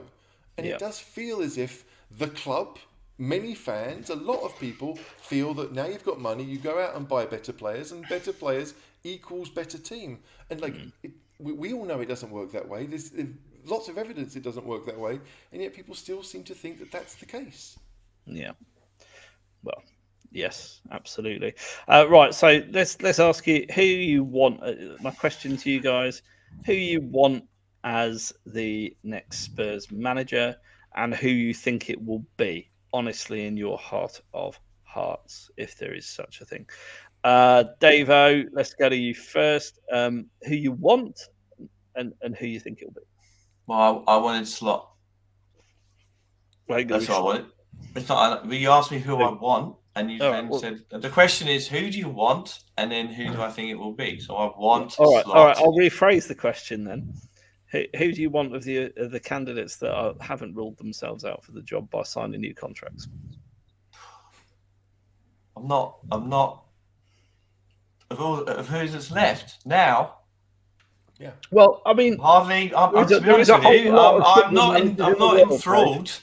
I'm not enthralled by what's left now. Well, maybe we can play it this way, Dave. Right? Yeah. Would you rather Go on. Rodgers or Potter? Jesus. That's like would you rather go and see We Will Rock You or Mamma Mia, the musicals? Okay. What a We choice. Would you rather Mason or Potter? Potter. Right. So we've got so you can't use Rodgers. Well, I like because this Rodgers game. is the Go same with as it, Potter. This is good. Go on, Would carry you on. rather have Rodgers or Nagelsmann, the German AVB? Nagelsmann. Okay. Did I say Potter or Rodgers? I meant Potter. Sorry. Yeah. So what we're saying now is, would you rather Potter or Rodgers? That's the question. Yeah. So it's Potter or Rodgers or Ange. Out of those three. I haven't got to Ange yet. I was just trying to figure out where you were on the. Yeah. No, I like this game. So it's Potter or Rodgers. God, I just hate those black polo necks he was wearing at Chelsea. I mean, sorry. You didn't like the the glow up version? No, I did not. So we'll go with begrudgingly Potter. All right. So is there anyone you think that would be higher than Potter on your list? I think Ange would be good from the point of view he'll get a lot of attention down here and raise the profile of Tottenham down here, and that's cool. But I can see it going all a bit Nuno because people are going, he's Australian, doesn't know anything about football. All right. So what about Pochettino or Potter? Oh, you bastard! I mean, You've done it. You've bowled that Yorker at me an hour and 15 in. You've done it again. You do it every time. To be fair though, Poch's go to Chelsea. I mean, they're just waiting to announce him, so he's in that contract. I said that because I know how Dave feels about Pochettino, the same way that you do, Caller, the same way that I do a little bit. I really like Pochettino, but the time's over. Move on. So what's the choice? Poch or Potter? Yeah. Potter. Okay. Now, here's a name that hasn't come up really at all. Although I was going to mention this guy. Yeah. Right. Gallardo. Now again, I would imagine a lot of Spurs fans don't know anything about him really. They'll look him up and they'll think, oh, okay. And there are various articles that make him sound amazing. There's an athletic article. Huh? Yeah, there's one athletic article we've all read. Yeah, it was brilliant. I wanted him from that moment on. But it's is he I think this idea of the best available manager, if you're going on European experience, I do think the best available manager is Nagelsmann. But is he the best for Spurs right now? No. Is my answer. I don't think he is. And that's what Spurs need to be thinking about. We are trying to rebuild the club. This painful rebuild is still happening. It still needs to happen. Nagelsmann, there is no evidence in his career that he can do that. There's none. Are we going back to Hoffenheim? He built a team at Leipzig, didn't he? No, but he's not built it. The culture was there. If you want the culture, you go for Rangnick. You don't go for Nagelsmann. Because Rangnick is the one who built Leipzig. What if you had Rangnick as DOF and Nagelsmann as manager? That if the two of them came together, that would at least make sense. Because Rangnick is the one creating the culture and Nagelsmann is the one doing the tactics, coaching the team, which, again, you can look at that and say, he's been good at that. Do I think that he's been that kind of manager that will take on the big boys and beat them? No. Because he hasn't. He's never done that either. You as much as the reason why Klopp was so good at Dortmund is not that he took Dortmund from mid-table to winning it, is that he took on Bayern and beat them. That's what you want the Spurs manager to do. You want them to go to Arsenal, to Chelsea, to the bigger teams and beat them. Yeah. We did it at home under Pochettino, but we didn't really do it away from home. And in many cases we got draws, but we went there and we were the underdogs and we punched above our weight. And that's what Spurs need to do, because as we've all pointed out, players don't join Spurs for trophies, and they want trophies. So they're not going to join Spurs. And everyone can pay money. Chelsea can pay money. Chelsea will almost certainly win a trophy before we do. That's just how things are. So, what can you do? To me, you need to have someone who has experience of beating the big boys, no matter what that is. You need to have someone who understands that they are working with less and they are getting more out of it. And I don't see that from Nagelsmann. Gallardo, at River Plate? Maybe he did. Like in Argentinian football, they're one of the biggest sides. He rebuilt the club, and they won a bunch of 2 Copa Libertadores titles. So there's evidence there that he can do it. But again, that's what I would be looking for. That's someone who has shown that they can do what Spurs need. So someone who's bloodied the nose of the big boys. That's what we're after. So HG, who do you want, and who do you think he'll be? Who do I want? I think the best the best possible manager for what Spurs need right now is Postecoglou. I'm not interested in where he manages now. I'm not interested in where he managed before. I'm interested in what he's done at those clubs. What do you think every single one, he has reinvigorated them and turned them around. Like, again, at Celtic, it maybe doesn't take much to win the league. But you have to remember, when he got there, Gerrard, I think, was still there. He hadn't left yet, weirdly. Yeah, Rangers just won the league, yeah. Yeah, and Rangers were about to get to the final of the flipping Europa League, so they weren't rubbish, right? And he took Celtic, who were in the mud, and he's turned them into the dominant force. Now, Rangers haven't helped, Rangers have been bad. They've made a few mistakes on the way. But at no point now do people think Rangers are close to Celtic. They're not. Celtic are dominating in Scotland. Now, you can look at what he did in Japan, Yokohama Marinos. Again, none of us really know anything about it, but he took them when they were towards the bottom of the league, and he won things with them. He didn't just turn them around and make them better. That would be good enough. But he actually won stuff there. He did the same in Australian football. And so I understand that Spurs are a completely different kettle of fish, but it's still fish. It's still a kettle. And who do you think it'll be? Who do I think it will be? Knowing Levy, it will be the person I don't want it to be, which is Brendan Rodgers. So to protect myself, that is what I am expecting. I hope it won't be, because again, Rodgers has shown no ability to do what we need. Rodgers swans into clubs who are set, and he rides that wave, and he does quite well. And after 2 seasons, when he's bought his own players, well, we know what happens. They're beautiful human beings. Because it's consistently happened with Rodgers. Yeah. Like, I don't want to see Spurs go and pay the equivalent of 30 million for Benteke, or 25 million for Lazar Markovic, or whoever he spent money on. I don't want to see that at Spurs. I want to see Spurs, I saw today that Spurs are allegedly concerned about Postecoglou's age. He's 57. How old's Hodgson? I think they're more concerned with how rapidly Spurs age you. Considering he is 57, he doesn't want to be turning 60 within a year. Possibly, but Postecoglou might be at the club for 3 years.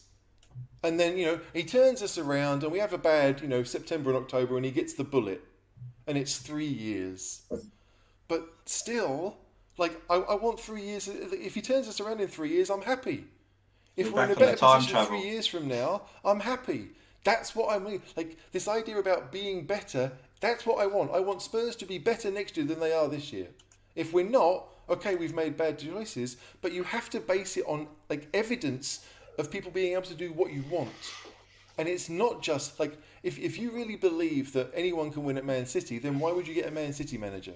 People don't rate Pep because he's got all the money. They rate Pep because of what he does with the money. 100%. Davo, now HG's clarified the what we're trying to achieve here. Very succinctly, who do you want and who will it be? HG sold me on Ange. Let's get an Aussie in. I want the first Tottenham manager in our history of the club to say in a press conference the word Biffo. Let's get Ange in. And who do you really think it'll be? Rodgers. Oh, 2 for Rodgers. Jesus. Because Levy will go for the cheap option. So it's Rodgers or Potter. He doesn't have to pay any compo. He's not got good form for going for the cheap option, though, has he? Has he not got good form for going the most expensive option and fucked it up? It's not necessarily cheap. It's that Rodgers has the CV. Rodgers has won an FA Cup. That will matter to Levy. Doesn't matter that much to me. Right? It's nice, it looks good, but Jimmy Traore's won a Champions League. Doesn't make him a great left back. There are many examples of those things. People raging at you picking Posta. But if there was someone better that had again, I want experience of people who have turned clubs around, and no one else that we've been linked with. Like you could say that Slot has, but Slot's gone now. To me, the choice was if you go for Slot, you go for the younger version, and if you go for Postecoglou, you go for experience. That's it. I'd be surprised if either one of them lasted more than 5 years because Pochettino got 5. So the idea that they could be like if Postecoglou joins at 57, 58 and leaves at 61, okay. I'm not worried about that. To me, that right now we need experience. We need someone to be the leader of this change because Levy ain't it. No. And I don't think Scott Munn is it. There's nothing in Scott Munn's career to make me think he's going to come in and be that guy. And we don't have a director of football. So where are you going to look? I'm going to come on to that. Jack, go on then. You know the question. Unrealistic. Thomas Frank, I'm still interested in. I think. Oh, yes. Nice. I forgot about him. I don't think it's possible, but for people who haven't been linked to the list at all, I would say Thomas Frank. And then I know HG probably knows more about him than I do, but I've been impressed with him when he's been in European competitions. Salzburg's manager, Matthias Geisler, I actually really like Geisler by the looks of things. So, and he plays with 2 strikers. 163 people watching. Please do hit that like button. Really helps us out. Costs you nothing. Takes a second. Do hit that. I'm sure someone in the chat will tell me how many likes we're on. And we'll throw in a HG rant on something if we get to 100. Jack. Realistic choices. The one who I actually expect. Postecoglou, if he's willing to deal with Levy, but Postecoglou seems like a guy who can read people quite well. So I imagine he can see right through Levy. So I'm worried about that. I would say Luis Enrique, actually. I mean, that's a good shout. I read Enrique is going to PSG, though, potentially. I wouldn't doubt that. I'm really that baffled. I have no idea. I really don't know who will actually go with. Yeah. I think it's loving the hate for Rodgers. I don't think Rodgers will come into it. I think he's damaged himself so much at Leicester. I can't see him go for it.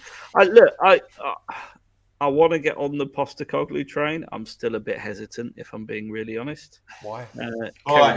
There can't be 20 likes. I fail to believe there's only 20 likes. But if there are 33 likes, oh my gosh, hit that like button. There's 165 of you. Come on, let's get 165 likes up. Postecoglou. Why not, did you say, Dave? Yeah, what's wrong with Ange? The fact that it would make JP, his headache would explode, I think. So, for the welfare of my colleague, I don't think it's a healthy appointment. I would like us to go snatch Poch under the noses of Chelsea, to be honest, if it was doable. I don't think it will do, but just to bloody their noses a bit more, it would be hilarious. But that's fantasy land. It's not going to happen. Who I think it will be, I can see it being Nagelsmann. In a weird way, I can see it being Nagelsmann. I'll tell you why. We've already touched on it. Levy knows absolutely nothing about football and knows names, like a lot of our fan base, to be fair. And he will go for the name. And I think the fact that Nagelsmann's not come is more about the fact that we haven't got a DOF than anything else. And what I was coming on to was I actually think the DOF is arguably more important than the manager. We're not going to sit here and debate names because, we're already an hour and 28 minutes in and we haven't even looked at the game tomorrow yet. Do we have to talk about the game? Sunday. Tomorrow. Oh, it's Sunday. Sorry, Sunday. I'm a day ahead. I think I can see Levy just getting his checkbook out again and going and getting another big name manager. Absolutely. Enrique, I think Jack, it's a good shout as well. I can see he thinks he's still going a bit Pete Tong. I'll just give Nagelsmann what he wants, but it wouldn't surprise me at all. He got Conte in, didn't he? None of us expected him to get Conte in. I didn't expect us to get Jose. I thought that was the moment, if I'm being really honest, where we were elevating into a really big club, but obviously it didn't work out. He's got no problem with paying, and this is why I don't believe the slot nonsense. It's a bit harsh. Because I don't believe that he wouldn't pay 20, 30 million pounds for player and for a manager and compensation if that's what it took. But he's not a big name. If Slot's name was Nagelsmann, he would absolutely pay it. He's no problem. He was paying Conte 15 million quid a year, plus he let him have as many staff as he wanted and all the rest of it. I can't see. Money is not an issue if you've got the name. So I think Levy will go for a name. I think it'll be Enrique Nagelsmann, someone of that. As King Hoddle says here, it would be exactly the sort of thing that Levy does. I genuinely think that he'll go balls out for Nagelsmann or whoever, and you know, it may work, it may not, but I think that's where we'll end up. I want to say Postecoglou's the one I want, but just because my friend who I go to Spurs with every week, and I do know a bit about Postecoglou because I travel with Sean when I go to the Spurs. He's a Celtic fan as well as a Spurs fan. He's also a Coventry fan, which is kind of weird, but he goes between the three clubs. And he absolutely adores Postecoglou and what he's done at Celtic. Like, adores, idolises him, says he's like the best manager they've ever had. He's turned it so far around at Celtic. The players love him. The fans love him. Who wouldn't want that at their club, ultimately? Yeah, he's not the biggest name. Yeah, I understand people don't really know much about him and he's Australian, so that's going to count against him straight away. But... What? Well, it is in the eyes of. No, I know. It's not like hiring an American. What does a bloody Aussie know about football? That's the way people think. I don't think like that, Dave. I think you know lots about football. Thanks. But he took it as well. But I want to get behind that. So I'm going to say, yeah, go on then, and I think that. It's more likely to be Nagelsmann or Luis Enrique. Well, Tottenham are coming to Perth in July. Yeah. Imagine if Ange is the coach, it'd be like the Beatles touching down in Australia in 1964 or whatever it was. But they chose Perth. Yeah. Instead of Melbourne. Just say, Bill, thanks very much for watching, Bill. Appreciate the feedback. That's nice. Not everyone's as kind. So we have got a game tomorrow. We have got a game tomorrow. Sunday. I am a day ahead. I keep thinking it's Saturday. Owen. Tomorrow for me. For God's sake, you'll be in trouble. We've got to play this slot. Big Sam's Leeds. They lost 3-1 last game out. That was the lineup. Yeah. I mean, I'm not going to say too much about that. Bamford, you love Bamford, don't you, HG? I can't stand him. He's rubbish. Yeah, we stand a great chance of winning if he plays. I feel like Bamford. No, he'll probably score a hat trick against Spurs. Yeah. But it doesn't mean he's any good. There's the form. There's the form. So yeah, a couple of draws in there, but mostly defeats, including a really heavy one against Bournemouth. So and a draw against Leeds. So not particularly good. And there's league table. So all right, here we go. Question for Jarl, and you can play along in the chat. Where do you think Spurs are going to finish this season? And to help you with this, I think we've got... No, we haven't got. I thought I had the fixtures. We've got the fixtures. There we go. On a separate slide. So we've got Villa Brighton. That's going to be tough. De Zerbi's men are on form, and I know you believe there's nothing to play for, Dave, but I actually think he'll want them to put a performance in Brighton. HG said that. HG. There you go. Sorry, Dave.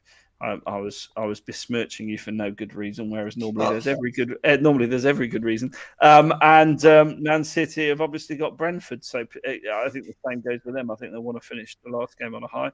So, I mean, I don't particularly want Conference League, but I suppose it's more chances to watch Spurs. I think we've got a good chance of this, and I dare I say, the trouble is I can't see us beating Leeds. I can see us getting a draw. Can't see us beating them. The thing is, like, who needs the victory out of those 6 teams? Who needs the victory the most? Leeds. Yeah. There you go. That's it. Like for a long time, I thought. Well, arguably Spurs actually, HG. What? Arguably. You're Not a single ounce of desire the last 10 games. running or whatever. Yeah. No, Leeds have got 100 million riding on this game. I know. So, for a long time, I thought that Spurs would lose every game and somehow scrape 7th, and then Villa got a point somewhere along the way, and it screwed it over, right? But look, Brighton have nothing to play for, and Villa have a lot to play for, and they want Europe. I don't see, maybe Brighton can scrape a draw and help us out, but then Spurs need to go and win, and I'm just not sure we will. So, I'd like Conference League because I'm biased and I live in Austria where we have lots of Conference League teams. You get free press passes as well, don't you? Yeah, blagged a press pass the last time. But look, it's I did. Yeah, freezing December night in Linz, height of COVID, and I got to go to the game. Yeah, was Gareth Bale playing that night? Was he? He played in the Europa. No, Conference League. Conference I League. think he was Europa. Oh, he was Europa. Don't remember. Gareth Bale was the year of the Europa League. Okay. Yeah, that's what I went to. So yeah. It's Austrian team, but Europa League. Okay. So look, the battle for 7th place has been keeping me awake all week. I'm very nervous about it. I'm absolutely. I'm going to reveal something really bad about this. I'm not staying up to 1:30 on Monday morning to watch the game. I'm really sorry. People accuse me of being an ambulance chaser. Well, if I was a proper ambulance chaser, I'd get up at 1:30 on a Monday morning and watch a game for the battle for the 7th and have a massive moan about it. I'll have a moan about it on Monday morning when I wake up, find out the result. HG's got it nailed on tonight. He's on form, HG. You're in the zone, mate, tonight. You've got it. You're nailing it, mate. You're nailing it. Because, it's coming up to the end of season awards. And I think you've got a good chance of retaining Broadcaster of the Year. You're making that late. It's like a presidential election, and you're timing it beautifully. You're like the Clintons. The cheese block. Hold the cheese block. Yeah. I listen. You're right. Leeds got it all to pay for. The atmosphere there will be very hostile, and we've got no backbone.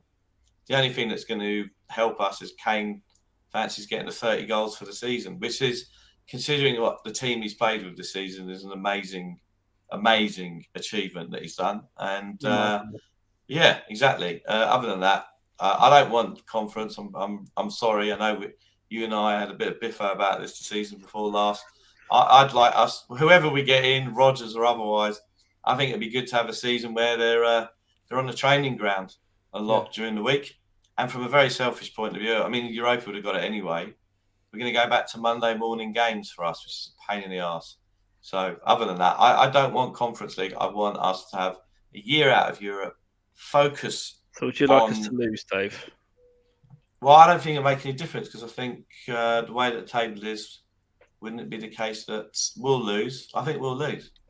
So what are we looking at? I think Brentford have got a good chance of getting something out of City. Yeah. And they got a better goal difference. And I think Brighton might be at the beach, Pebbles or otherwise. It doesn't matter. Wouldn't it be lovely if Brentford got 7th? It would That actually. would be quite cool. Brighton and Brentford. No, I feel like Brentford, I thought, were on the beach at one stage. Like, I just kind of thought that there's no way that Spurs and Villa and these teams can be that bad that they would let Brentford back into it, but somehow they have. Like, somehow Brentford have actually gotten back into it. At one stage, losing to them at home last week didn't help, really, did it? Yeah, that would help. But the thing is that the point that we gave away against Bournemouth in the last minutes, right? If we had that point, if we had the Liverpool point, then we'd be in the driving seat going into Sunday's games. So it's ridiculous. For 7th. Yeah. I'm shocked that Brentford we'd with a shout for 6th, I think, actually. Well, possibly. If they'd all happened, then yes. But I mean, we were lucky to win against Brighton. We have to remember that too. Yeah. But it's just one of those. I feel like every season we see this with Spurs is that we lose a game because we didn't value the point. We thought 3 would be more, and we ended up losing out. I don't know. Like I see the benefits of almost everything. Like if Spurs come 9th, it's a real, we've got to do much better. But whoever the new manager comes in will have more time to do that, right? Like 6 games in the Conference League. But to me, we're going to have a massive squad. It's going to be impossible to shift the players that we will need to shift, that we will want to shift. So if you've got, I'll have to cancel contracts this time around. Well, I Well, think that's the talk, isn't it? But like we've seen this season that of the 4 Champions League teams that played Champions League this season, only one of them, City, will be in the Champions League next year. Right? Liverpool failed, Chelsea really failed, and Spurs were in between the two. Right? So Arsenal were able, with their Europa League campaign, to basically play the reserve side during the week. That's what they did. Mm-hmm. And that's what Man United did. They played the reserve side pretty much during the week to get them into those... And so they were able to focus more on the league. Unfortunately, Spurs, pre-Christmas, were playing important games every 3 days with the same 16, 17 players because Conte never rotated. Mm-hmm. Next year, in theory, rotation will be less of an issue because we'll be able to just go and play that one game like Newcastle have done this year. With like Aston Villa have done Villa have done for Emery to be able to get back into it. He's benefited, and also De Zerbi has benefited from 1 game a week, thus far. Even probably the only reason he's pushed for a cup competition is also because of the 1 game a week he was able to focus on. Yeah. So there are massive benefits to not being in Europe, but the Spurs fan that I am wants European football because for the first 30 years of my life I barely saw it. And that's why I like it. I like watching Spurs play. I like having lots of games. I want Spurs to be that sort of club that plays 4 competitions and tries to win all 4. Doesn't bung off domestic trophies because they think other things are worth more. I don't want that. That's just being small. I don't want Spurs to be small. So it might mean another step back to try and go forward.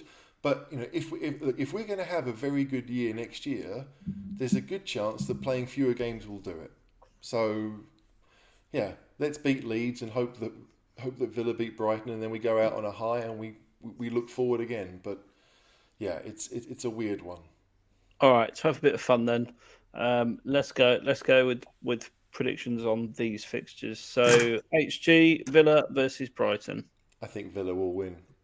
I think Brighton will have one eye on the beach. De Zerbi loves to rotate anyway. His big game was against City because he wanted to prove something. But I think Villa will do what they need to do. Davo? I think Villa will win it. Yeah. Jack? Yeah, post Arsenal, post Man City. Hard to imagine they'll show up another time. I say Villa would do win. I'm going to say a draw for that one. Let's go for a boring 1-1. Leeds versus Tottenham, HG? Well, Leeds need to win. And Spurs are going to play a back 4 involving Sanchez and Longley, most likely. Because maybe Porro in there as well. Romero's out injured and Dier's out injured. I mean, it doesn't really... How's Longley gone for you this season, Caller? What do you reckon? Done all right. We're going to low early on the sacred cow now. He's done all right. Yeah, he's done it. I think Longley's done all right. It's not his fault that he's under pressure for 90 minutes every game. But that's another question altogether. Jack? I'm delusional. 3-1 Spurs. I think we ruined Leeds this day. I think we just ruined their day, and we actually show up in the game that we didn't need us to. So 3-1 Spurs. I think Leeds are so bad, they'll still beat us. So I'm going to go for a 1-0. And Brentford versus City, HG. I mean, Brentford without Tony aren't that good, despite beating us. I think City will win because I think Brentford will sit off them, and that will be enough. I know Brentford won at City, but I think City will win. I didn't predict Leeds Tottenham, did I? I'll go Leeds 3, Tottenham 1, Weston McKennie hat-trick, and Brentford City. I think City will win 2-1. Weston McKennie is another player that Spurs fans were really up in arms about. He is, but I said he was shit, and he's transpired to be shit. Cheese Room John, I miss Sacred Cow on my Cheese Room bingo list. Do you think we can get JP to do a Cheese Room bingo list so people at home can sort of tick them off and play as we go? Jack? I think I already gave my Brentford. I said 3-1 for Spurs Leeds. Brentford Man City. I don't really know. I think Man City win 3-1. Yeah, no Ivan Toney. So Man City win 3-1. No Ivan Toney, no, absolutely. So Can- based can I- on can I- that, can we're I not change getting my the Conference mind? League. Yeah, you Can can I- change your mind. With what? I would love to see Brentford actually make it. So I'm going to say that Brighton get a draw, and I don't really care about Leeds Spurs. Leeds will beat us. And that I Brentford just get blocked Patrick Bateman. I hope he's not going to come round to my house with a chainsaw. No, it's all right. But then, and then Brentford will get a 1-goal victory against Man City and sneak 7th on goal difference. That's I know I've said this plenty of times before. My nan was a Brentford fan. I didn't realise until today just how much of a Brentford fan she was. I just thought it was like, oh, she grew up in the area, that was her team. No, apparently she really loved her Brentford. So I would like that to happen. She's 90. She'll turn 92 on the 31st. It'd be a good birthday present for her.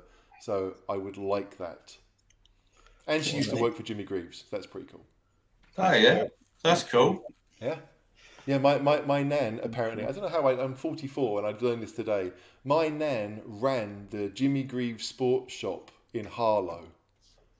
Oh yeah. She was the manager of the shop. So my mum's like telling me earlier today, oh yeah, I met Martin Peters and Martin Chivers and Jimmy Greaves.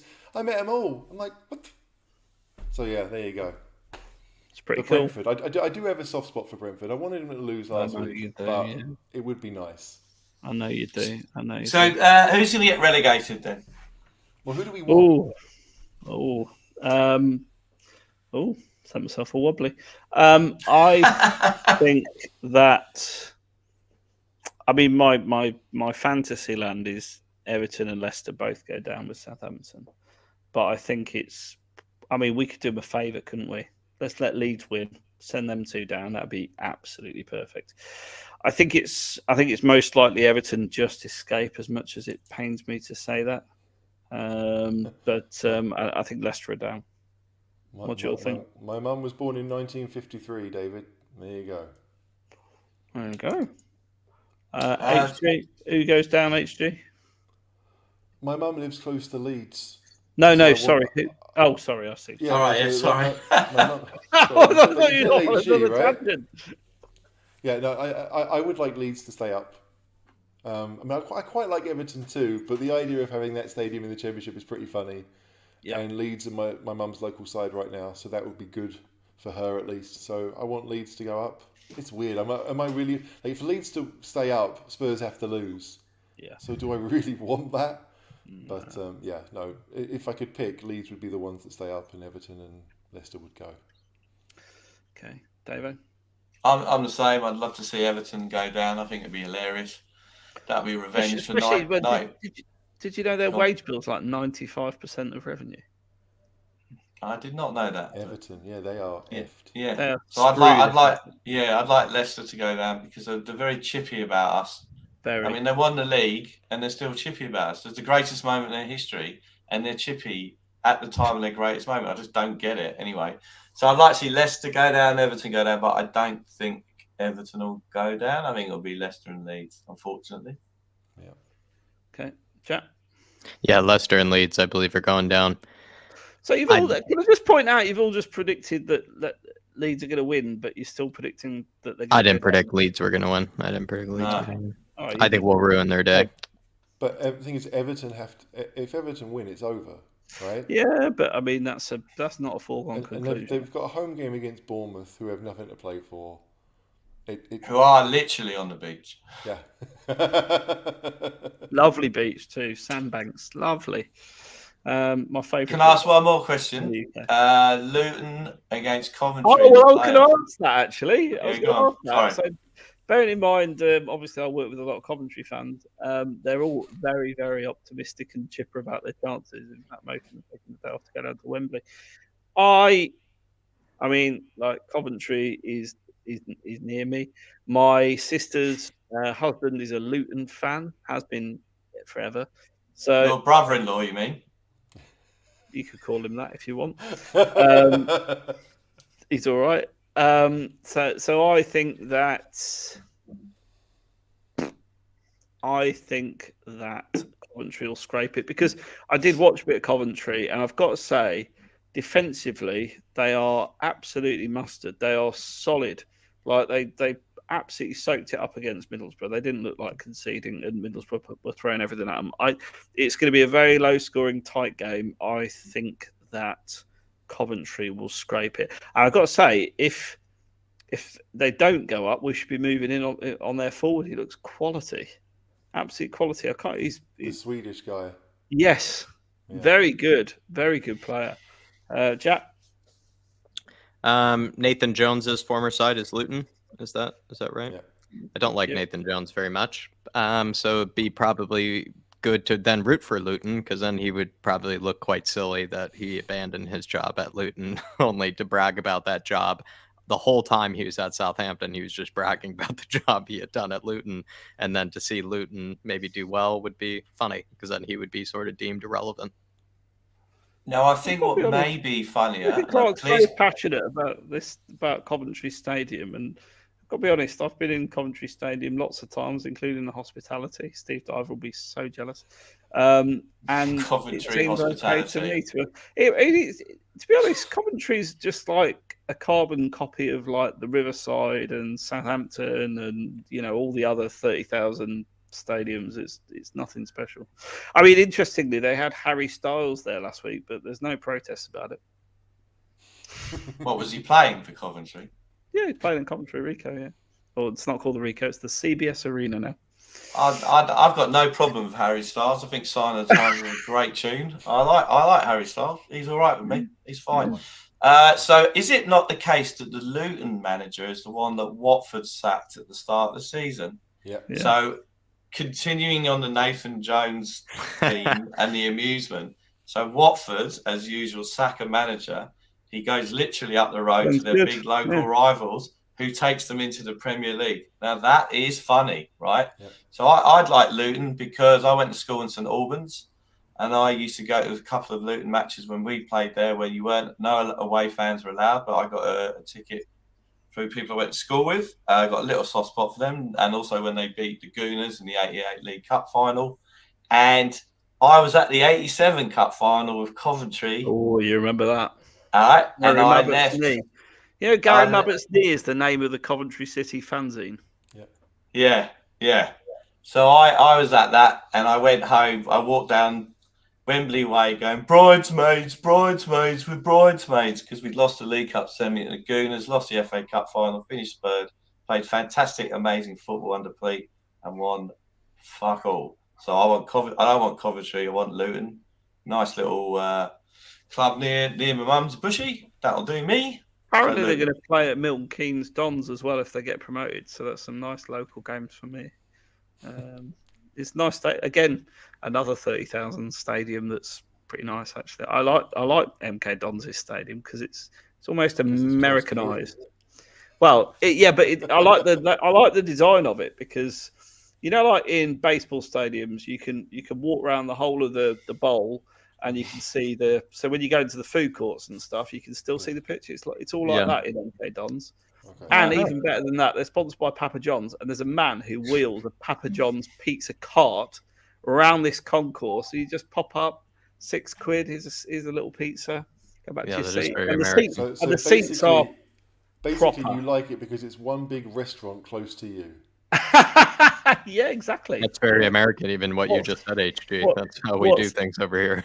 What's not to? I love America, so don't even start me on that joke. I'd happily emigrate. Do you know that was just interesting. It's like a little glimpse into your soul there, and the things that make you happy that you've just said to us in the last 2 minutes. And I just think it's so you could do a psychological analysis and all of that, but we don't have time for that. So another time. Kids, no, just pizza.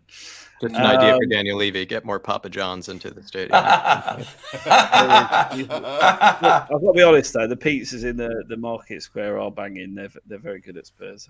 I didn't have one the other day. I went for a chicken katsu burger, and then I like the look of someone's chicken bowl, so I went and bought one of those as well. But as Steve Diver is my witness, I didn't eat both.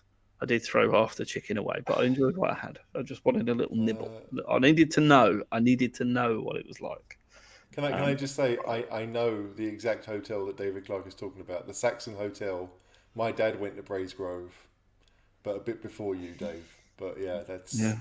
it's weird. Yeah, the Portuguese team stayed at like the hotel that's kind of close to the motorway junction in Harlow. It's very weird, the fact, but they did. There's a theory with the Coventry fans as well. Speaking to them, it's a Whitehall theory apparently in the Championship. So Luton's, I know Luton Stadium is small, and I've seen the pictures obviously of going in through 10,000. housing estate and all the rest of it. But the pitch apparently is very small, and they reckon the Luton Town team are going to struggle on the Wembley surface.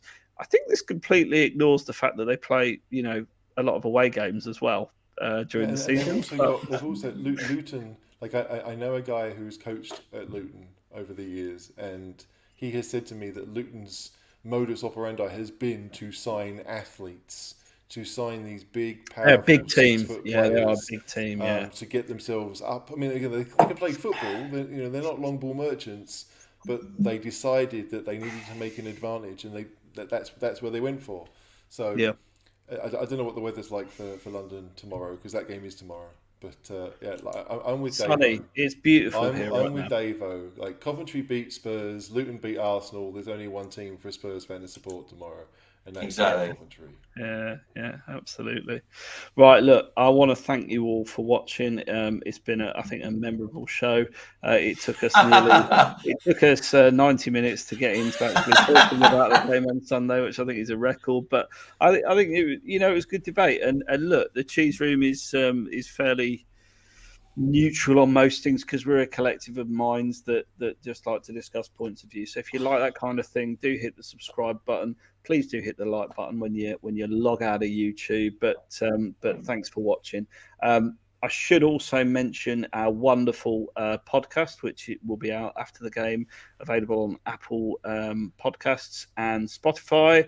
And of course the Patreon, which you can be a part of for £3 a month.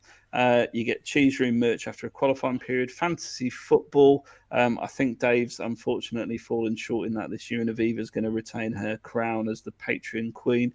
There's exclusive content, prize and discounts, a brilliant chat group where you can chat with like-minded Spurs fans. They're all quite intelligent too, which is quite nice. No one gets too shouty in there. Sure about that. And it's £3 a month. Well, apart from you, Dave. It's £3 a month. So do join the fun. Go to patreon.com/cheese room podcast to be a part of it. HG, all the way from Austria, as ever. Thanks for watching. Thanks for watching. I was more than just watching. I've had a few beers. I'm very Participation. Thanks for partaking, HG. That was a massive cuss. If I may say so, you were very good tonight. Very good. I've had a really good time, and people are talking. Like I'm from Harlow. People are talking about Harlow in the comments. It's been fun. I've not been to Harlow for years, but I know these places. So it's been good. Up the Spurs. Yeah, absolutely, Davo. Thanks for watching as well. I enjoyed it. I watched it on the couch. Thanks for getting up at stupid o'clock in the morning. We saw the sun rise over Sydney. Yes, well, the sun wasn't coming out my arse, so that's now confirmed scientifically. My only Harlow story is my family. We're family business, the Schmutter business, the clothes business. So we had a factory in Harlow. It was shut 2:00 every Friday afternoon, so they could have a game of football. My very large grandfather was in goal. My uncle broke his arm. No doubt, occupational health and safety wasn't adhered to in the 1970s. That's my Harlow story. Lovely being back on. I've been on the HG for ages, on top form tonight. Flat Cap, are you off to Deck Coyt's bar this after tonight? I don't know. What's the social arrangements? What are you doing? No, none. I have no plans, actually. I'm actually deciding between whether I stay up really late and go to a nice little halal chicken place, for late night sort of takeaway, or if I decide to be a good boy and cook dinner for myself. Do you ever go to a late night? Do you ever go to a late night jazz bar? You do seem a bit of a hipster, There's one of my favorite. I can absolutely see this. Yeah, there's a good answer. The only bar, and this is very hipster, what I'm about to say, the only bar that I really enjoy actually in Manhattan, because I usually don't like going to Manhattan, is a bar called Cellar Dog, and they have shuffleboard, billiards, ping pong, table tennis, and then they have live jazz going on the whole time. It's very nice. You're in your element there, mate. I'll tell you what, And craft beer as well. I mean, it's a hipster granola man's paradise. I'm going to do a Steve Diver and just fly over for a couple of days to see it. Actually, I think, Jack, and we can go there. I think I'll give you that. Sounds great. Probably via Budapest and Singapore, and I'll find a Steve Diver route over there. Thanks for coming on again, my friend. And look, we love Spurs. They get us down, but we know we'll all be watching, apart from Dave, tomorrow, Sunday. And come on, you Spurs! One last time this season. Go on, you Spurs! Come on, you Spurs! Up the Spurs! Come on, you Spurs!